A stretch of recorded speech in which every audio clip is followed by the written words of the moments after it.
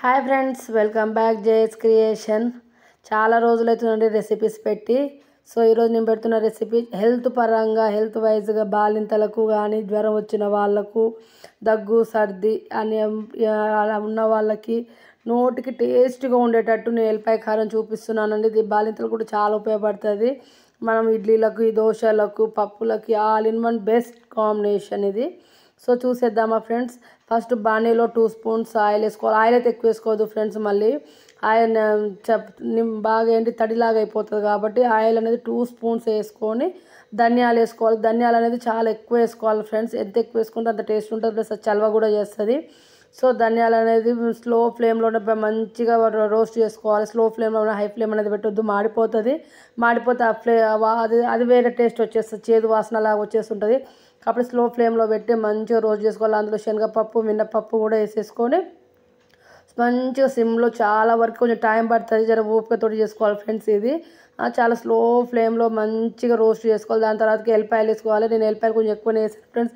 ఎల్లిపాయ కంటే ఎల్లిపాయ ఉంటేనే చాలా టేస్ట్ ఉంటుంది కాబట్టి కొంచెం ఎక్కువనే వేసేసాను. తర్వాత కరివేపాకు అనేది క్లీన్గా మంచిగా కడిగి ఆరినాక కరివేపాకు కూడా వేసేసుకోవాలి. కరివేపాకు తర్వాత జీలకర్ర వేసేసుకొని మంచిగా రోస్ట్ చేసుకోవాలి. ఆ రోస్ట్ అనేది ఎలా అవ్వాలంటే మంచిగా ఆయిల్ అనేది పీల్చేస్తుంది, రోస్ట్ అయిపోయి పొడి పొడి అయిపోతుంది. చూపిస్తున్నాను ఫ్రెండ్స్, అలా రావాలి. అలా వచ్చినాక రోస్ట్ అది చేసినాక దాన్ని తీసి మిక్సీలో వేసేసుకున్నాను, పక్కన పెట్టుకున్నాను. మిక్సీ వేసుకొని మళ్ళీ అదే కడాయిలో ఇంకొంచెం ఆయిల్, మళ్ళీ 2 స్పూన్స్, ఆయిల్ అయితే ఎక్కువ యూజ్ చేయొద్దు, మళ్ళీ 2 స్పూన్స్ 3 స్పూన్స్ మళ్ళీ వేసేసి నేను ఎండుమిర్చి వేసేసాను ఫ్రెండ్స్.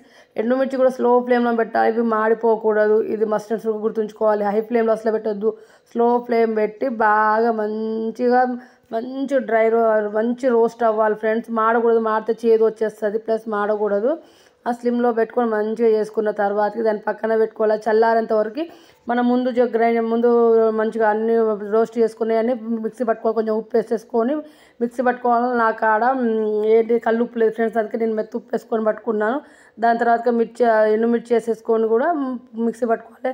దీన్ని మెత్తగా పౌడర్ లాగా, మన కారం లాగా అసలు పట్టుకోవద్దు. దీన్ని కొంచెం బరగ్గానే ఉంచుకోవాలి. బరగ్గా ఉంటేనే మన ఎల్లిపాయ కారం అనేది టేస్ట్ ఉంటుంది. అన్నంలో తినాలన్నా కూడా టేస్ట్ ఉంటుంది. మెత్తగా కారం పుల్లాగా ఉంటే టేస్ట్ ఉండదు. మంచిగా దానికి తగ్గట్టు ఉప్పు తగ్గట్టు వేసుకొని కలుపుకొని మంచిగా బరక్క పట్టుకోండి. చూడండి కనిపిస్తుంది, నాది బరక అనేది కనిపిస్తుంది. నేను మెత్తగా పౌడర్ లాగా అయితే ఎక్కడ చేసుకోలేదు. బరగ్గా ఉంటేనే చూడడానికి తినడానికి కూడా చాలా టేస్ట్గా, పంటి కింద చిన్న చిన్న మనకు ఆ కారం ఈ చిన్న చిన్న గింజలు తగులుతుంటే టేస్ట్ బాగుంటుంది ఫ్రెండ్స్. ఇలా మంచిగా బరగ్గా పట్టుకొని మీకు దేంట్లో నచ్చితే అందులో మంచిగా చేసుకొని తినండి ఫ్రెండ్స్. చూడండి ఎలా చేశాను. మీకు నచ్చితే లైక్ చేయండి, షేర్ చేయండి. మీరు ఇలాంటివి చేసుకుంటే కామెంట్ చేయండి. ప్లీజ్ లైక్ చేయండి ఫ్రెండ్స్. సబ్స్క్రైబ్ చేసుకోండి. నా ఛానల్ చాలామంది సబ్స్క్రైబ్ చేసుకోవట్లేదు, చూస్తున్నారు కానీ సబ్స్క్రైబ్ చేసుకోవట్లేదు. ఓకేనా, బాయ్ బాయ్.